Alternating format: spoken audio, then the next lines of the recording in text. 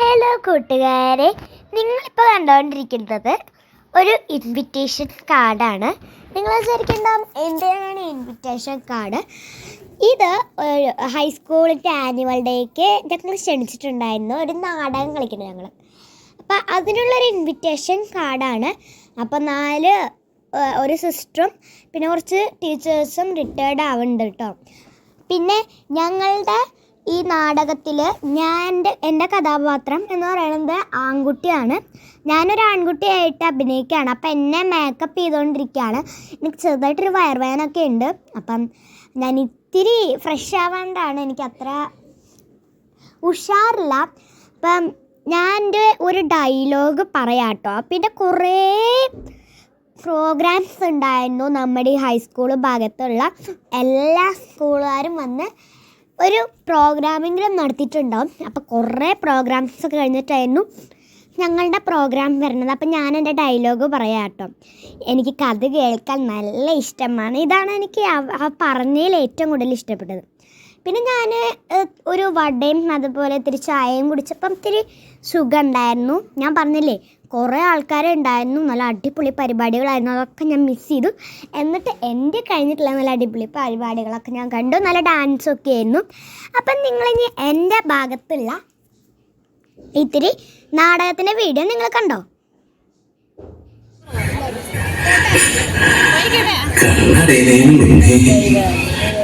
തുടങ്ങി നമ്മുടെ മക്കളൊക്കെ അങ്ങനെയൊക്കെ ചെയ്യും. അവരെ നമ്മൾ അങ്ങനെയൊക്കെയാണ് വളർത്തിയത്. അല്ലല്ലോ. എന്നിട്ടും കഴിഞ്ഞ മാസം സുധീഷ് വിളിച്ചത് ഓർമ്മയില്ലേ? ആ നോണ്ടൻ ഫോണില് ജോലിത്തിരക്ക് കഴിഞ്ഞിട്ട് നാട്ടിലേക്ക് ഇപ്പോഴെത്താൻ പറ്റില്ലെന്നു പറഞ്ഞത് ഓർമ്മയില്ലേ? അങ്ങനെ പറഞ്ഞോ?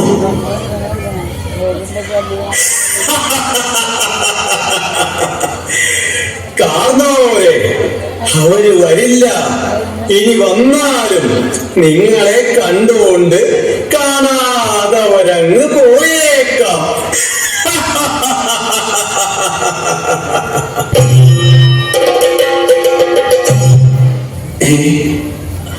അവര് വരില്ലെന്ന് പറഞ്ഞോ?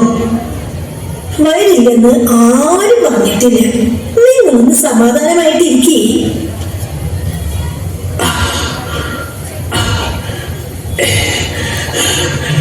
മുറിയിലോട്ട് പോവാം. എനിക്കിങ്ങനെ ഇരിക്കാൻ അധിക നേരം കഴിയില്ല. ഇവിടെ ഇരിക്കുമ്പോ ഒരു സുഖം തോന്നുന്നുണ്ട്. തണലും കാറ്റും മരങ്ങളും ഈ പൂക്കളും ശലഭങ്ങളുമല്ല.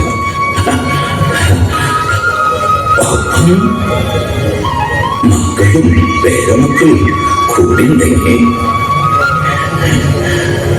അതിലെന്റെ ദേവി.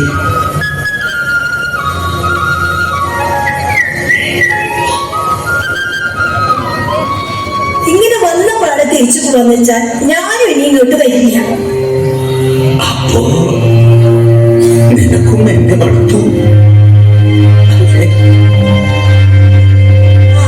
ഇനി അങ്ങ് വന്നേ.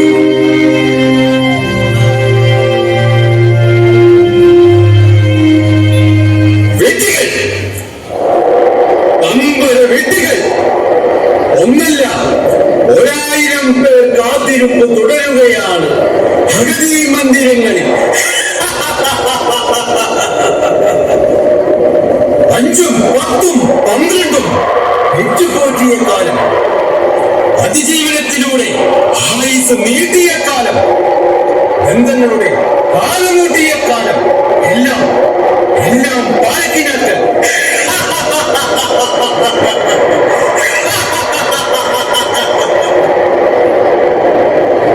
നിർത്തു. നിങ്ങളോടല്ല എനിക്ക് പൊറുതികേട്, മനുഷ്യരോട്. ഇതെല്ലാം നേരാവണ്ണം നടത്തിയവനാണ് ഞാൻ. ഞാൻ കാലമാണ്. ഋതുഭേദങ്ങൾക്കനുസരിച്ച് ഗതിവിഗതികൾ നിയന്ത്രിച്ച കാലം. എനിക്കൊന്നേ പറയാനുള്ളൂ, എന്നെ കൊണ്ട് ഇതൊക്കെ ചെയ്യിക്കുന്നത് നിങ്ങളാണ്. നിങ്ങൾ കണ്ടോളൂ. വല്ലാതെ സെന്റിമെന്റ്സ് ഒക്കെ കാട്ടി ഉണ്ടിയാക്കി വായി പക നോക്കണ്ട. ഞാൻ എന്റെ പാട്ടിന്റെ പോകും. എന്റെ ദേവി, അവർക്ക് എന്നേക്കാൾ ഇഷ്ടം നിന്നോടാണ്. നമ്മൾ അവരെ കാണാനാ വന്നത്, കൊണ്ടുപോവാനല്ല. നമ്മുടെ കൂടെ വരാൻ ആവശ്യപ്പെട്ടാൽ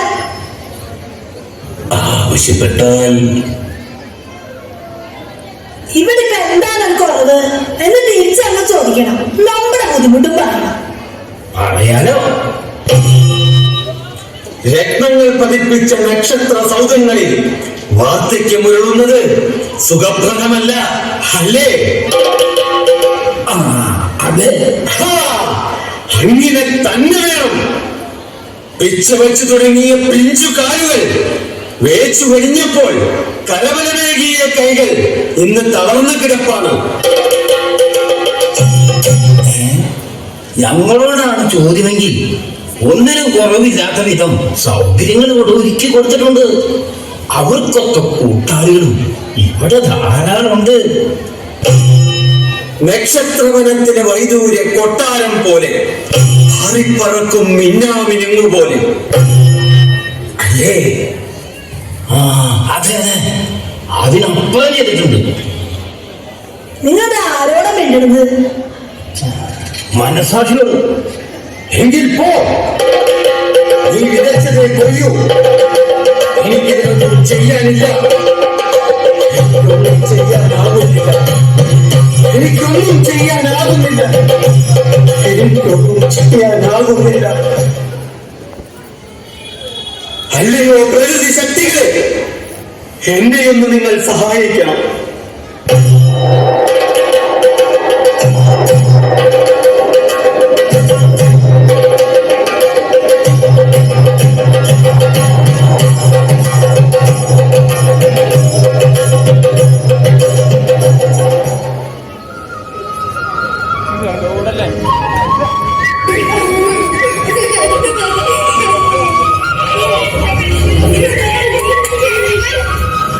ഇവിടെ കളിക്കാൻ എന്തു രസം.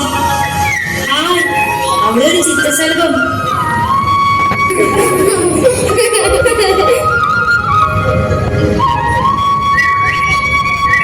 മക്കളെ, കുഞ്ഞു മക്കളെ,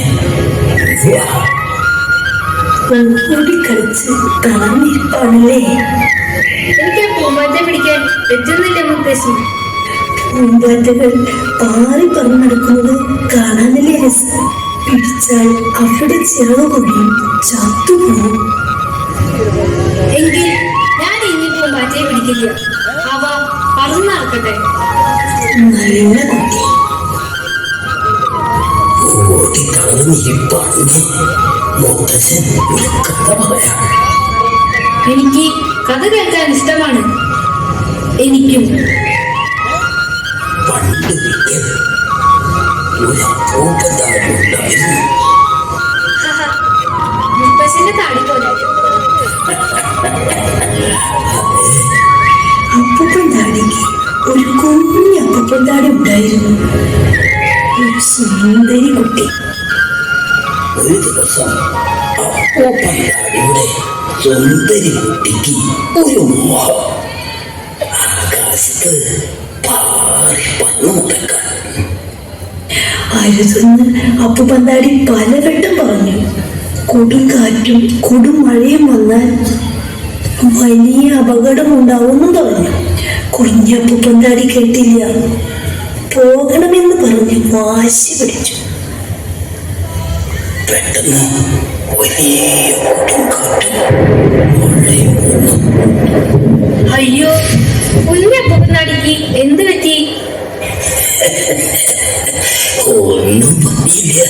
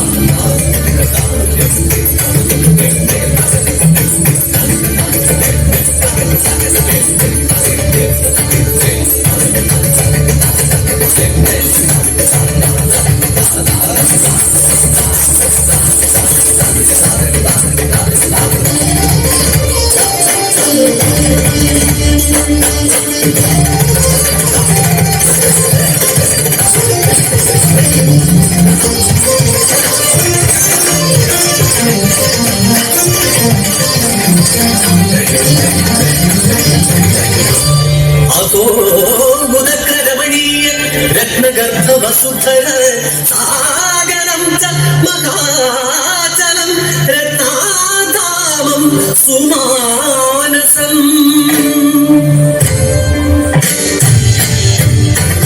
രമയതി മർത്യമനയതി രത്നം രമ്യതേ മനസ്മിൻ രത്നം വസുധയിലും വരസാഗരത്തിനടി തട്ടിലും വിളയും